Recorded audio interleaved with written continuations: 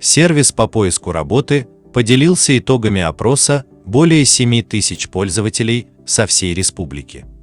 Казахстанцы назвали доход, который, по их мнению, обеспечит им комфортную жизнь в 2023 году, сообщили в администрации сервиса.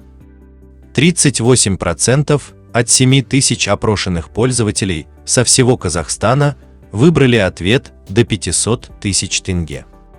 Суммы более 500 тысяч и до 200 тысяч тенге удовлетворят по 27% пользователей, а 8% достаточно дохода до 100 тысяч тенге.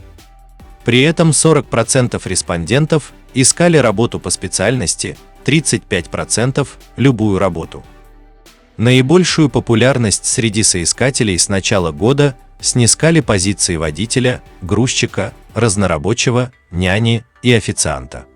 В топ-5 специальностей по популярности среди работодателей вошли водитель со средней зарплатой 200 тысяч тенге, продавец 140 тысяч тенге, повар 150 тысяч тенге, уборщица 110 тысяч тенге и продавец-консультант 130 тысяч тенге, добавили в администрации сервиса.